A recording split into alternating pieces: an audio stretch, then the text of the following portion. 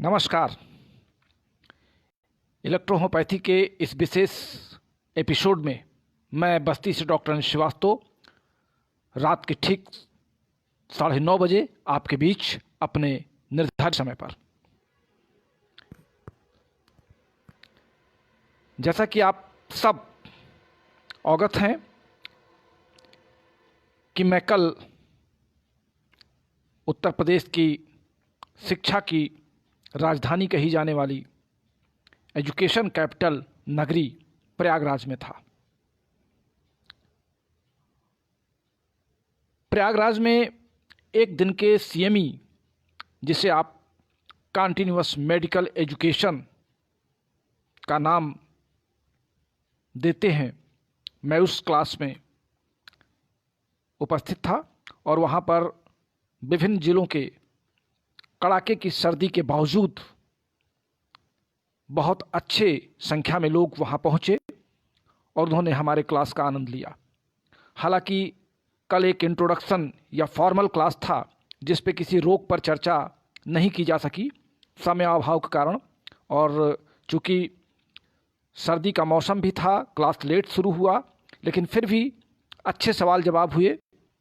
और इस तरह का क्रम अब मैं विभिन्न शहरों में अपने क्रम अनुसार लगाता रहूँगा।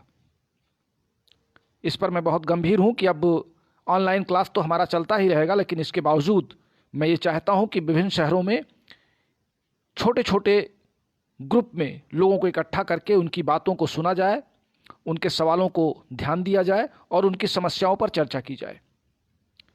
अभी अगला क्लास प्रयागराज में एक क्लास मैं और लूँगा और उसके तुरंत बाद फिर मैं कानपुर और आगरा, इस तरह फिर दिल्ली और फिर अन्य स्टेट्स में भी मैं कोशिश करूँगा पहुँचने की। आज हमारे बस्ती का तापमान इस समय जबकि मैं आपसे बात कर रहा हूँ, बिल्कुल मैं कंबल में अपने पैर को लपेट करके और जिस पोजीशन में बैठ करके आपसे बात कर रहा हूँ, शायद ये एक अजीब रिकॉर्ड है मेरे क्लास लेने का। इस समय 9 डिग्री सेंटीग्रेड का टेम्परेचर, अभी हमने मोबाइल पर चेक किया तो 9 डिग्री टेम्परेचर पर मैं आपसे बात कर रहा हूँ। तो आप सोच सकते हैं कि मैं आपके लिए कितना उत्सुक रहता हूँ आपके बीच आने के लिए। और हमारे आते ही आप ऑनलाइन क्लास पर आ जाते हैं। इस ठंड के मौसम में अगर आप हमें सुनने के लिए उत्सुक हैं तो मुझे स्वाभाविक है कि मैं आपके बीच मुझे आना ही पड़ेगा। आज हालांकि काफ़ी समय मैंने अपने प्रेस में दिया दिन में, चूँकि मेरा पूरा प्रयास है कि अगर सभी संख्या में हमारी बुक 11 जनवरी तक नहीं निकल पाती है, फिर भी कुछ इनॉर्गेट करने के लिए हम 11 जनवरी को प्रयागराज में उस बुक को ले जा सकें। हमारा पूरा प्रयास अभी चल रहा है और मैं कोशिश कर रहा हूं कि मैं अपने वादे के अनुरूप आपके बीच में खरा उतरूं। इससे पहले कि मैं आज के यूजुअल क्लास को आरंभ करूं, हमारे एक साथी अमित राय जी, ये कहाँ के हैं ये मैंने तो नहीं नोट किया, लेकिन इन्होंने एक हमारे इलाहाबाद के कार्यक्रम पर एक टिप्पणी की थी और मैं उस टिप्पणी पर बड़ा गंभीर हुआ। इन्होंने लिखा कि praiseworthy initiative to strength the movement of the system but on which subject went into discussion as regard happened incident of previous we know the consequence of that before all of us, but in the long run we have come at the same position from where we start journey for the recognition of pathy. Active persuasion and unanimous effort need, according to the current situation, to restart and the management process. Though active working regionally, but we are but rare association able to do as such. We have to celebrate our involvement at ground level because most of team right now inactive. ये इन्होंने हमारे Facebook पर, हमारे इलेक्ट्रोहोपैथिक चिकित्सक पर, इन्होंने कल हमारे इलाहाबाद के CME कार्यक्रम पर अपनी बहुत लंबी टिप्पणी, ये मैंने अपने दूसरे मोबाइल पर इसको लिया और मैं आपको इसको पढ़ के सुना रहा था। इनके कहने का मतलब ये है कि हम इस तरह के जो आयोजन कर रहे हैं, इस आयोजन का या तो ये अर्थ नहीं समझ पाए कि CME का मतलब क्या होता है। इनकी समझ में शायद ये आया कि मैं कोई मीटिंग वहाँ ऑर्गेनाइज करने गया था और इस तरह की मीटिंग देश में बहुत सी हुई हैं और इस मीटिंग का से रिकॉग्निशन नहीं मिल पा रही है। जहाँ तक मैं समझाऊँ कि इन्होंने मेरे इस CME क्लास का अर्थ यही लगाया है। दरअसल CME, जिसे हम कंटिन्यूअस मेडिकल एजुकेशन का नाम देते हैं, ये हमारा CME ही चल रहा है जिससे मैं आपसे मुखातिब हूँ। मैं फेस टू फेस आपसे बात कर रहा हूँ और ऑनलाइन हूँ। तो ऑनलाइन जो कुछ मैं आपको बता रहा हूँ ये CME है, ये एक कंटिन्यूअस मेडिकल एजुकेशन है। आप हमारे सामने नहीं हैं, लेकिन हमारे मीडिया पर, सोशल मीडिया पर आपके नाम आ रहे हैं, आपके चित्र आ रहे हैं, आपकी टिप्पणियाँ आ रही हैं और मैं आपको कुछ रिफ्रेश करने का प्रयास कर रहा हूँ। ये हमारी मीटिंग नहीं है, हम किसी संगठन के नाम पे आपको कोई मीटिंग ऑर्गेनाइज नहीं कर रहे हैं, हम रिकॉग्निशन की बात यहाँ नहीं कर रहे हैं, हम इलेक्ट्रोहोपैथी के प्रचार और प्रसार की बात कर रहे हैं। इनके पूरी टिप्पणी का एक छोटा सा जो कंक्लूजन मैंने निकाला, जो मैंने अर्थ निकाला, वो ये निकाला कि ये चाहते हैं कि मीटिंग के द्वारा छोटी छोटी मीटिंग ऑर्गेनाइज जो करते हैं लोग, उस मीटिंग का कोई अर्थ नहीं है। बड़ी मीटिंग करके रिकॉग्निशन के लिए एक संयुक्त प्रयास किया जाना चाहिए। अमित राय जी, अगर आप मेरा एक क्लास ऑनलाइन सुन रहे हो तो आप समझ लें कि the electrohomeopathic medical practitioners association of India, जिसका मैं आगामी 11 जनवरी को सेक्रेटरी जनरल मनोनीत किया जा रहा हूं, और आप सबकी बधाइयाँ एडवांस में मुझे 2 महीने पहले से मिल रही हैं। मैं ये आश्वस्त कर दूं कि एसोसिएशन के माध्यम से रिकॉग्निशन की सारी कार्यवाही को पूरा करने का मैं भरसक प्रयास करूंगा। लेकिन मैं यहाँ पर जब आपका क्लास लेता हूँ या मैं किसी शहर में जा कर के CME का क्लास लेता हूँ तो वहाँ पर मैं टू दी पॉइंट रहता हूँ। मैं वहाँ पे एसोसिएशन की बात या रिकॉग्निशन की बात या अन्य कोई भी राजनैतिक स्तर से या जिसको हम कह सकते हैं क्रिटिकल पॉइंट ऑफ व्यू से कि हम मेडिकल रिकॉग्निशन के लिए या गवर्नमेंट के पॉइंट ऑफ व्यू से हम इस पर कोई चर्चा करें तो ये संभव नहीं हो पाता है। और इस चर्चा का वहाँ पर कोई मतलब भी नहीं है, क्योंकि जैसे आप हमसे आशा कर रहे हैं कि मैं आपसे आज किसी विषय पर चर्चा करूं और उसकी दवाइयाँ बताऊं, इसी तरीके से CME के क्लास में भी लोग हमसे अपेक्षा करते हैं कि मैं किसी विषय पर बोलूं और उस विषय पर उनकी आम चर्चा हो और चर्चा फिर वहीं समाप्त कर दी जाए। क्योंकि ये प्रैक्टिशनर्स का क्लास है, जो प्रैक्टिस में ऑलरेडी बैठे हुए हैं चेयर्स पर, वो कहीं पर कुछ विस्मृत हो रहे हैं, कुछ भूल रहे हैं, हम उनको रिफ्रेश कर रहे हैं। और यहाँ पर मैं आपको ना तो डॉक्टर बना रहा हूँ, ना मैं आपको डिग्री बांट रहा हूँ, ना मैं आपको रिकॉग्निशन की बात कर रहा हूँ। यहाँ पे हम सिर्फ उतनी बात कर रहे हैं जो मैंने अपने 36 वर्षों के अनुभव से प्राप्त किया है, मैं आपको शेयर कर रहा हूँ और शेयर करके आपसे कहता हूँ कि आप इस पर प्रयोग करें। इतनी सी बात है।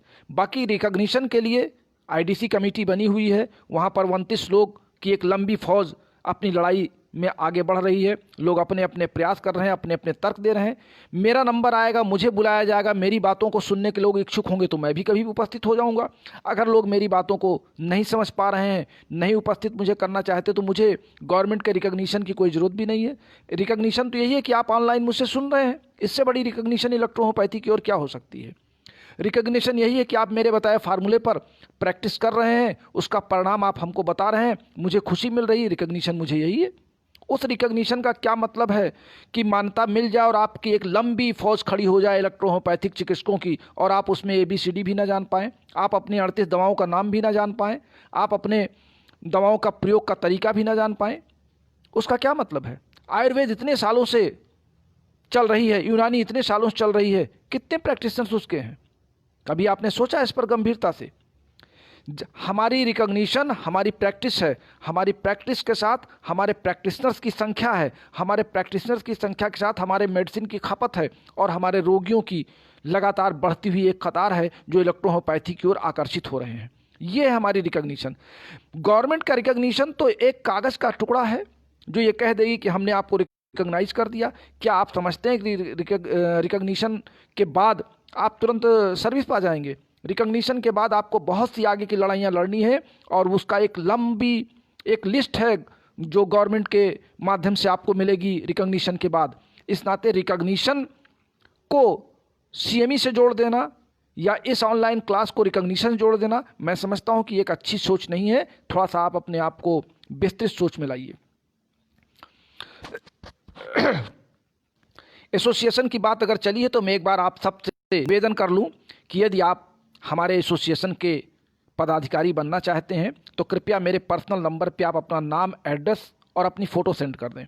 और यदि आप पदाधिकारी बनना चाहते हैं अपने मंडल के, ज़िले के, अपने तहसील क्षेत्र के या अपने स्टेट में आप अच्छा काम करना चाहते हैं, या अगर आपको ये लगता है कि आप मेरे साथ जुड़ करके नेशनल लेवल पर भी मेरे साथ कुछ सहयोग करना चाहते हैं, तो आप अभी भी अपने नाम को हमारे पास भेज सकते हैं। हमारी जो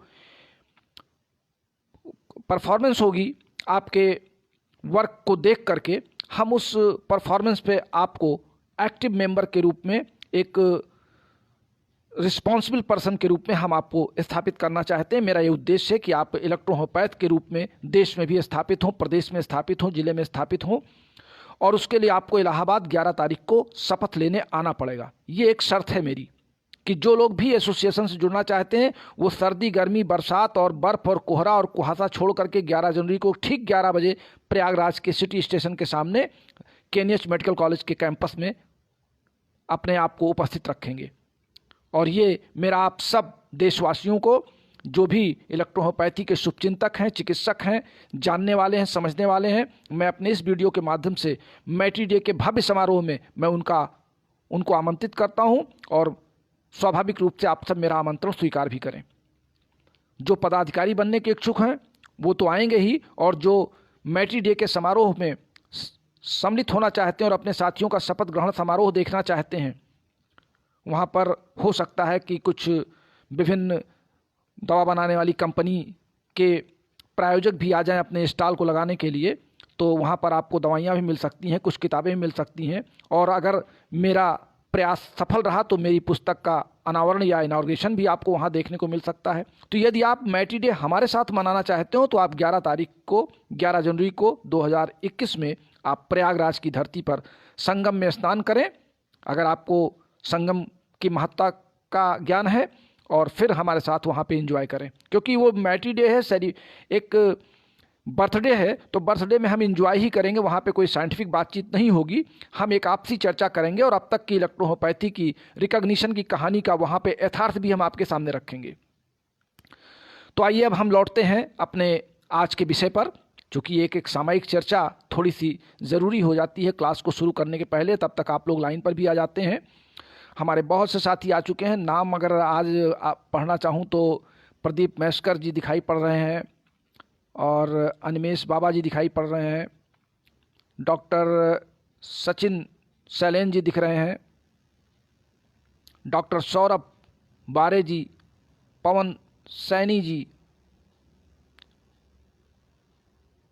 आप सब लाइन पर हैं, संदीप त्रिवेदी जी, संजय राठी जी भी आज लाइन पर हैं, प्रदीप मैस्कर जी हैं, बहुत से साथी लाइन पर हैं, और बहुत लगातार आपकी एक बड़ी लंबी लिस्ट है। वेद प्रकाश पटेल जी लाइन पर हैं, ईएचपी चंद्रशेखर जी भी लाइन पर आ चुके हैं, तो आप सब, राय साहब भी लाइन पर दिख रहे हैं, संजय यादव जी भी दिख रहे हैं। आप सबका नमस्कार है, नमस्कार स्वीकार है। और आपके बीच में आपका प्यारा दोस्त doctor Anil Srivastava 9 degree centigrade के इस तापमान पर आज रात ठंड से बचाव के और ठंड के कारणों पर चर्चा करने के लिए हाजिर है। आज दिन में आप लोगों ने एक पोस्ट भेजी थी ठंड से संबंधित, और फिर आपके तमाम लोगों के उस पर अनुरोध आए कि आज ठंड पर चर्चा की जानी चाहिए। देखिए, ठंड की चर्चा करने से पहले हम ये जान लें कि प्रकृति द्वारा हमारे इस बॉडी को, इस शरीर को जब निर्मित किया गया और गर्भ से बाहर हमारा जन्म हुआ, तो बॉडी का एक निश्चित टेम्परेचर जो लगभग 37 डिग्री सेंटीग्रेड पर फिक्स किया गया, बॉडी का अधिकतम तापमान। हम 37 डिग्री सेंटीग्रेड के टेम्परेचर से जब आगे बढ़ते हैं तो हमको गर्मी महसूस होती है, और 37 से जब नीचे आने लगते हैं तो हमको सर्दी महसूस होती है, ठंडक महसूस होती है। और 37 से नीचे आते आते जब हम यानी 30 से लेकर के 37 के बीच हम अपने बॉडी को मेंटेन करते हैं, और 37 से +10 प्लस और -10 डिग्री सेंटीग्रेड पर हम बॉडी के विभिन्न कोशिकाओं में, विभिन्न टिश्यूज़ के फ्लूइड में अपने आप को स्टडी स्टेट में बनाए रखने का भरसक प्रयास करते हैं। इस शब्द पर मैं जोर दे रहा हूं कि हम अपने आप को 37 डिग्री सेंटीग्रेड के 10+ पर और 10- पर हम अपने आप को मेंटेन करने का या स्टडी स्टेट में बनाए रखने का प्रयास करते हैं। यानी जब हम 25 डिग्री पर आते हैं तो हमको हल्की सी ठंड लगने का आभास होने लगता है। रूम टेम्परेचर आपका 21 डिग्री सेंटीग्रेड माना गया है, यानी एक आदर्श टेम्परेचर 21 डिग्री सेंटीग्रेड पर हमको न बहुत ज़्यादा ठंड महसूस होती है और न बहुत ज़्यादा दिक्कत आती है। 21 डिग्री के नीचे जब हम आने लगते हैं प्राकृतिक रूप से, तो हमको फिर ठंड अधिक मेंटेन करने के लिए अपने बॉडी के टिश्यूज़ को हमें पंप करना पड़ता है या जंप करना पड़ता है, या एक्सरसाइज या उनको एक्टिव करने के लिए हमको कुछ अपने बॉडी को मेंटेन करना पड़ता है। हम जो जो नीचे की ओर बढ़ते हैं, 12 पर आए, 18 पर आए, 19 पर आए, 17 पर आए और नीचे 16 पर आए। जैसे इस समय मैं 9 डिग्री के टेम्परेचर पर आपसे बात कर रहा हूं, तो 9 डिग्री सेंटीग्रेड पर इस समय हमारे आसपास का टेम्परेचर 9 डिग्री सेंटीग्रेड है। और ये जो कंबल आप देख रहे हैं जिसको मैं ओढ़ के यहाँ बैठा हूँ, ये कंबल हमारे चारों ओर से हमारे बॉडी के टेम्परेचर को 37 डिग्री तक लाने का प्रयास कर रहा है। अगर वो 37 तक नहीं ला पाया है तो 25 तक, 23 तक, 26 तक, 28 तक, 30 तक लाएगा। उसके बाद कुछ हम अपने बॉडी में जंप करेंगे, अपनी कोशिकाओं में कुछ एयर टाइट करेंगे, अपने आप को बॉडी में थोड़ा सा कॉन्फिडेंस लाएंगे, और कुछ हमारे बॉडी में ब्लड का जो सर्कुलेशन है वो प्रॉपर वे में आने लगेगा। लेकिन 9 डिग्री सेंटीग्रेड पर जब कि हमारे बॉडी में 37 डिग्री के टेम्परेचर पर सारी क्रियाएं स्टडी स्टेट में चलती हैं, तो जब हम 9 डिग्री पर आपसे बात कर रहे हैं तो 9 डिग्री कंडीशन क्या होगी?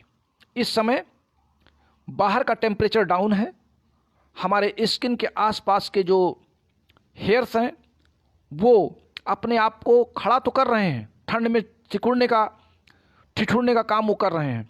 उनके बीच एयर जो भर भी रही है, जो गैपिंग एयर टाइट हो रही है, उससे भी हमारे बॉडी का टेम्परेचर नहीं मेंटेन हो पा रहा है। क्योंकि बाहर का टेम्परेचर गिरता जा रहा है तो स्वाभाविक है कि हमारे स्किन के अंदर से जो हमको सेंसिटिविटी मिल रही है, जो हम जिससे जो हमारा सेंस ऑर्गन है, स्किन एक सेंस ऑर्गन माना गया है, तो उससे हमारे बॉडी का टेम्परेचर जब गिरेगा तो होगा क्या कि हम हमारे बॉडी में बहने वाला जो टिश्यू फ्लूइड है और ब्लड और लिम्फ ब्लड का एक पार्ट है, दोनों का फंक्शन सेम है, दोनों की संरचना मैंने आपको बताई थी। अब जब ब्लड हमारा प्रॉपर वे में बह रहा था और चूंकि वो एक लिक्विड है, तो जब टेम्परेचर नीचे डाउन होगा तो जैसे आपके फ्रिज में टेम्परेचर आपका घटता जाता है और पानी आपका ठंडा होने के बाद वो जमना शुरू हो जाता है। क्यों? क्योंकि एक बेसिक टेम्परेचर के बाद जो वाटर का सर्कुलेशन है, जो वाटर के मॉलिक्यूल्स हैं, वो आपस में उनका फंक्शन लो होने लगता है, और एच आयन और OH आयन का जो कॉम्बिनेशन है वो H2O में कन्वर्ट हो जाता है और फिर वो बर्फ़ की तरफ बनने लगता है, यानी वो बर्फ़ बन जाता है, जमने लगता है।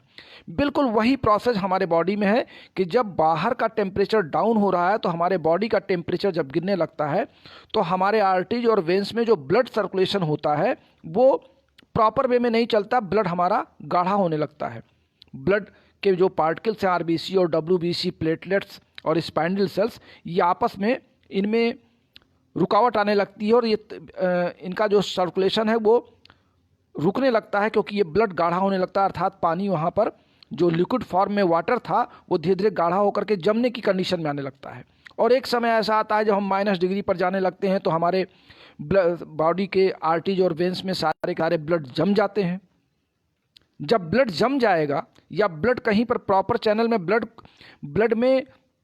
ब्लड की एक नॉर्मल कंडीशन है कि वो सदैव बहते रहना चाहता है, यानी आर्टरीज और वेन्स में ब्लड को बहते रहना चाहिए। एक प्रॉपर लिक्विड पे ब्लड का जो एक वॉल्यूम होता है, एक निश्चित आयतन जो होता है, उस आयतन के दौरान उसको बहते रहना चाहिए। और ब्लड को बॉडी में सर्कुलेट करने का काम कौन करता है? हार्ट, हमारा हृदय जो पंप करता है ब्लड को। आपको पता है कि हमारे लेफ्ट आर्किल और वेंट्रिकल में शुद्ध रक्त होता है और राइट आर्किल और वेंट्रिकल में अशुद्ध रक्त होता है। शुद्ध रक्त हमारे ऑर्गन्स को सप्लाई किया जाता है, किडनी से छन करके जो ब्लड की सप्लाई किडनी तक पहुंचती है, किडनी उसको अलग करता है, यूरिन अलग करता है, पानी अलग करता है, ब्लड अलग करता है, फिर विभिन्न ऑर्गन्स में जा करके उनका फंक्शन प्रॉपर वे में चलता है। और जो अशुद्ध रक्त होता है, इम्प्योर ब्लड जिसको कहते हैं, जिसमें ऑक्सीजन नहीं होता है, कार्बन डाइऑक्साइड की मात्रा ज़्यादा होती है, वो हमारे फिर लंग्स में भेजा जाता है, लंग्स से फिर ऑक्सीजन लेता है, शुद्ध करता है, फिर वहाँ से उसको हम वापस लेते हैं। तो हमारा एक तरीका का जो double blood circulation system heart और आर्टरीज और वेन्स को मिला करके पूरे बॉडी में एक सिस्टम बनाया गया है। जब हार्ट पंप करता है ब्लड, तो ब्लड की पहले जो प्योर सप्लाई होती है वो ब्रेन की ओर जाती है, ब्रेन को ऊपर से जाकर के फिर वो सप्लाई नीचे की ओर आती है और हमारे पैर तक जाती है और विभिन्न अंगों तक जाती है। तो आम तौर से जब हमारे बॉडी का टेम्परेचर डाउन होने लगता है तो ब्लड हमारा गाढ़ा होने लगता है, ब्लड कंसंट्रेट होने लगता है। और ब्लड कंसंट्रेट होने का मतलब कि हमारा बीपी भी घटने लगता है, गिरने लगता है। क्योंकि ब्लड प्रेशर की डिफिनीशन जब मैंने आपसे बताई थी तो मैंने आपको बताया था कि ब्लड आर्टरीज और वेन्स पे लगने वाला वो एक्स्ट्रा प्रेशर जो ब्लड को बहते रहने के लिए अनिवार्य हो, यानी ब्लड की एक प्रकृति है कि वो अपने निश्चित वॉल्यूम में आर्टरीज और वेन्स में चलता रहेगा। लेकिन जब ब्लड गाढ़ा हो रहा है तो वो बाहर से आर्टरीज और वेन्स पर एक एक्स्ट्रा प्रेशर लग रहा है, वो लगा रही हैं कि ब्लड को आगे बहाया जाए। तो जब प्रेशर हमारा कम लगता है तो हमारा बीपी लो होता है, जब प्रेशर ज़्यादा लगाया जाता है तो हमारा बीपी लो हाई हो जाता है। तो जब कंडीशन हमारे ब्लड के जमने की आने लगती है, ब्लड हमारा कंसंट्रेट होने लगता है, तो बीपी भी हमारा लो होने लगता है, जिसको हम हाइपो शब्द का इस्तेमाल करते हैं, हाइपो HYPO। और इस तरीके जब हमारे ब्लड का सर्कुलेशन लो होने लगता है, उसकी जो एक तरीके से उसका जो ब्लड का मूवमेंट है वो धीरे धीरे डाउन होने लगता है क्योंकि टेम्परेचर नीचे जा रहा है। तो ऐसी दशा में हमारे हार्ट का जो एस ए नोड, जिसको सीनियरिकुलर नोड कहते हैं, जहाँ से जिसे हम पेसमेकर कहते हैं, जिस पे सिंक करने के बाद वहाँ से जो तरंगे निकलती हैं, इलेक्ट्रॉनिक जो वेव्स निकलती हैं, वो बंडल ऑफ हिस में जाती हैं, फिर वहाँ से पुरकिंजे फाइबर में जाती है और हमारे पूरे हार्ट को कवर करती हैं, जिसमें हार्ट का सिस्टोलिक और डिस्टोलिक कंडीशन से हार्ट के फंक्शन में जो एक रेगुलरिटी बनी रहती है। जब ब्लड कंसंट्रेट करता है तो ऐसे नोड का फंक्शन भी डाउन हो जाता है, और ऐसे नोड का फंक्शन डाउन होने से बंडल ऑफ हिस में जो इलेक्ट्रॉनिक मूवमेंट का जो वेव ज़्यादा चाहिए वो अपने औसत दर्जे से कम हो जाता है। और जब औसत दर्जे से कम हो जाता है तो हमारा सिस्टोलिक और डिस्टोलिक कंडीशन दोनों प्रभावित होता है, जिससे हमारी ब्लड की सप्लाई ब्रेन की तरफ जाने से रुकने लगती है। और ब्रेन में अब अचानक अगर हम, चूँकि चर्चा हो रही कि ठंड लगी है, तो हमने ठंड लगने की बात की कि ये इतने कंडीशंस होती हैं कि ब्रेन में ब्लड की सप्लाई अगर कम हो गई तो फिर होता क्या है कि ब्रेन को शॉक लगता है। ब्रेन की सप्लाई, ब्लड की सप्लाई कम गई तो ब्रेन को शॉक लगता है। हार्ट में ब्लड गाढ़ा जा रहा है तो हार्ट प्रॉपर वे में पंप नहीं कर पा रहा, क्योंकि अगर एक तरीके का नोजल फंस जाता है, जैसे पंपिंग मशीन में नोजल साफ़ करते हैं, फिल्टर होता है, उसी तरीके का हमारा। और हार्ट के प्रभावित होने से हमारी किडनी भी प्रभावित होती है। जब ब्लड गाढ़ा जाएगा तो किडनी में भी वही फंक्शन होगा, किडनी को भी बहुत ज़्यादा वर्क करना पड़ेगा ब्लड को साफ़ करने के लिए, पानी उसमें से निकल नहीं पाएगा, यूरिन उतना बनेगा नहीं। तो जाड़े में लोग पानी भी कम पीते हैं और टेम्परेचर भी डाउन हो जाता है। तो ब्लड कंसनट्रेट करने से हमारे हार्ट पर प्रेशर पड़ता है, और हार्ट अचानक जब बहुत ज़्यादा प्रेशर पड़ जाता है तो कहीं पे वो चोक कर सकता है, हार्ट रुक सकता है, और हार्ट के रुक जाने का मतलब फिर हम कोलैप्स कर जाएंगे, हमारा ब्रेन में ब्लड की सप्लाई कम से कम मात्रा में पहुंच पाएगी, और जो ब्लड जहां पे है वहीं पे वो कंसंट्रेट करके अपने सर्कुलेशन को धीमा कर लेगा या प्रॉपर वे में नहीं चल पाएगा। तो फिर दिक्कत ये आएगी कि हम अचानक एक अनकॉन्शियस प्रोसेस में जा सकते हैं, और या ये भी हो सकता है कि हमारी हार्ट बीट अगर बहुत डाउन हो गई ठंड से तो फिर आदमी अंतिम अवस्था में भी जा सकता है। रात में क्या होता है, रात में आप रजाई में लेटे हुए हैं और अचानक आपको उठा दिया जाए, अचानक आपको उठना पड़े, तो जब आप अचानक उठते हैं तो रजाई के अंदर का टेम्परेचर आपका बॉडी को मेंटेन किए हुए है, जिस टेम्परेचर पे आप अपने आप को सुकून महसूस करते हैं। और जब आप रजाई से बाहर निकल आते हैं अचानक, तो बाहर का टेम्परेचर डाउन है और अचानक टेम्परेचर कम है और बॉडी उसको मेंटेन नहीं कर पाती, तो ब्लड के अंदर की जो एक्टिविटीज़ है वो तुरंत एक बैग, जैसे कहते हैं ना कि गाड़ी में इमरजेंसी ब्रेक ले लें तो आपको झटका आएगा, बिल्कुल उसी तरीके से जैसे ही आप रजाई से बाहर निकलेंगे तो एक तरीके का इमरजेंसी ब्रेक आपके ब्लड सर्कुलेशन के प्रॉपर चैनल में लग जाएगा, और उससे हार्ट पर जाकर के प्रेशर पड़ेगा और हार्ट अचानक अपना काम करना अचानक बंद कर देगा, जिससे सप्लाई ब्लड की तुरंत रुक जाएगी और ना तो ब्रेन को सप्लाई जा पाएगी ना बॉडी के अन्य ऑर्गन को जा पाएगी, और उसी को हम कहते हैं कि हार्ट अटैक हो जाना। ये ठंड में सबसे महत्वपूर्ण चीज़ है। अब हम अपने आप को इस कंडीशन से बचाने के लिए क्या करें? हालांकि 45 मिनट का क्लास, 45 लोग इस समय क्लास में ऑनलाइन हैं और आप सबकी डिमांड थी। पहली चीज़ तो बॉडी के टेम्परेचर को मेंटेन करने के लिए हमको अपने शरीर पर उस हिसाब से गर्म कपड़ों का प्रयोग करना चाहिए। रात में सोते समय बॉडी को मेंटेन करने के लिए ऊनी कंबल, रजाई का प्रयोग आपको करना ही करना है। अगर आपको रात में उठना है तो अचानक उठने से पहले आप अपने आप के बॉडी को थोड़ा सा मेंटेन करें, थोड़ी एक्सरसाइज आप लेटे लेटे करें, अपने पंजों को हिलाते रहें, हाथ पैरों को थोड़ा सा रगड़ते रहें, मसलते रहें, चेहरे को खोलें, अपने चेहरे को आप रगड़ लें, बाल को थोड़ा सा मालिश कर लें लेटे लेटे, फिर धीरे धीरे आप उठने का प्रयास करें। एक बैग अगर आप उठते हैं तो अचानक इस पर कोलैप्स होने की या हार्ट अटैक की संभावनाएं बढ़ जाती हैं। और जो देखा गया है कि जाड़े में एक स्वस्थ व्यक्ति जो दिन भर बहुत अच्छा स्वस्थ है, और ऐसे लोगों को अचानक हार्ट अटैक सुना जाता है कि इनका जाड़े में अच्छे खासे व्यक्ति को हार्ट अटैक की संभावनाएं बढ़ जाती हैं। तो इन सब से बचने के लिए आपको बॉडी के टेम्परेचर को मेंटेन करना होगा। अब अगर ऐसी दशा में इलेक्ट्रोहोपैथिक फिजिशियन के पास कोई केस आ जाए कि ठंड से कोई आदमी बिल्कुल अंतिम अवस्था की तरफ सांसें गिन रहा है, या कोलैप्स की कंडीशन में आ गया है, या हार्ट अटैक की कंडीशन में जा रहा है, हार्ट पेन बढ़ रहा है, दर्द से चिल्ला रहा है, या बिल्कुल हार्ट अटैक की कंडीशन में आपके पास पेशेंट लाया गया और आप उसको कुछ कर सकते हैं, अभी कुछ उसमें राहत है दिखाई पड़ रही है, तो फिर आपको गर्म करने के लिए इलेक्ट्रोहोपैथी में आप मेडिसिन नोट कर लें कि ठंड से बचने के लिए आप क्या करें। प्रॉपर वे में बचने या बचाने के लिए दोनों बातें हैं। यहाँ पे आपको S1, F1, A1 और A3 इन दवाओं का चयन करना है। अब आपको करना क्या है कि S1, F1 और A1 प्लस RE इसको गुनगुने पानी में आपको कम से कम दिन में 3 बार आप ज़रूर लें ठंड के मौसम में। अगर ठंड बहुत ज़्यादा है, टेम्परेचर बहुत डाउन हो रहा है, तो S1, F1, बेन1 और RE ये आप 3 बार गुनगुने पानी में लेते रहें। बॉडी का टेम्परेचर मेंटेन रहेगा, ब्लड सर्कुलेशन प्रॉपर रहेगा और आप ठंड से बचे रहेंगे। बच्चों को ठंड देखने में नहीं लगती है, लेकिन जब उनको ठंड लग जाती तब उसका अचानक परिणाम बहुत दुखदायी होता है। बच्चों को गर्म कपड़ों के साथ साथ बच्चों के कान और पैर ये 2 जरूर बंद होने चाहिए। हालांकि ये प्रिकॉशन सभी के लिए होता है। सीने में ठंड आपके नहीं लगनी चाहिए क्योंकि हार्ट आपका होता है यहाँ पर। हालांकि प्रकृति ने आपके शरीर को बहुत सुरक्षित बनाने के लिए एक पिंजड़े में हार्ट को बंद कर रखा है, लेकिन फिर भी जब आप सीने पर भी गर्म कपड़ों का प्रयोग आपको करना चाहिए। तो ठंड से बचने के लिए आपको S1, F1, बेन1 और RE ये 3 बार गुनगुने पानी में आपको पर डे लेना है।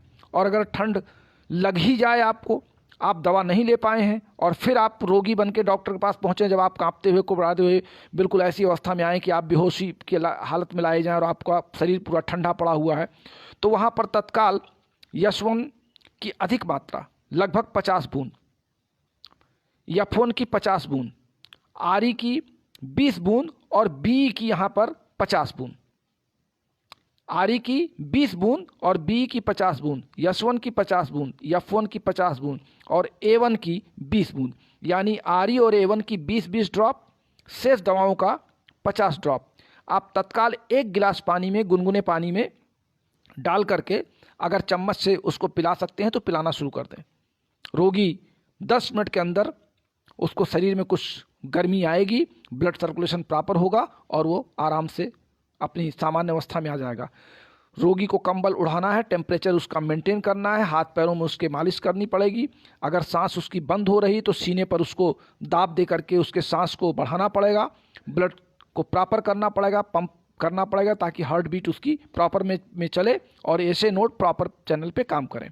ये कुछ तात्कालिक एक प्रिकॉशन है और मेडिसिन है जो आप ठंड के समय या ठंड के मौसम में आप प्रयोग में ला सकते हैं। आप निश्चित रूप से, चूँकि आप सब जहाँ भी हैं, मैं समझ रहा हूँ पूरे देश का टेम्परेचर इस समय डाउन चल रहा है और आप सब की मांग पर मैं आपके बीच आया।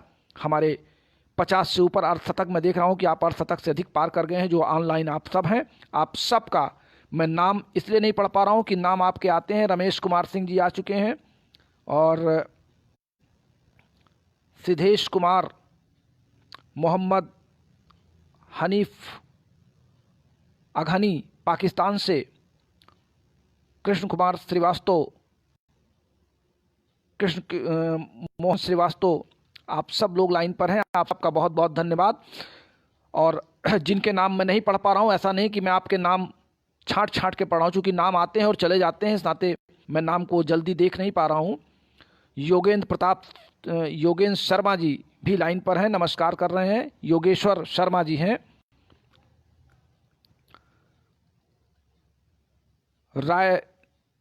राठौर जी मथुरा से।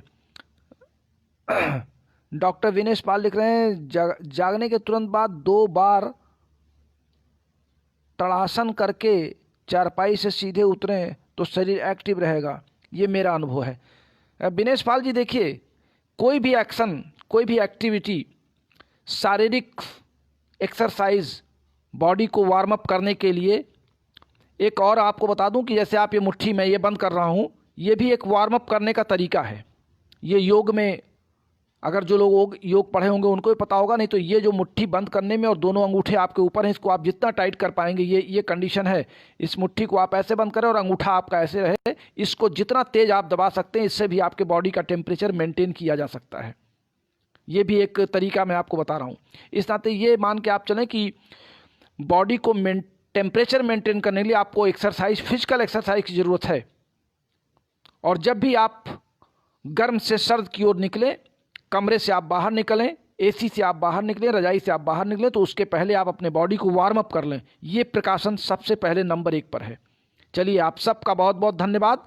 इस ठंड की रात में अब आप लोग अपने रूटीन वे में आ जाइए और इजाज़त दीजिए अपने प्यारे दोस्त डॉक्टर श्रीवास्तव को बस्ती से। कल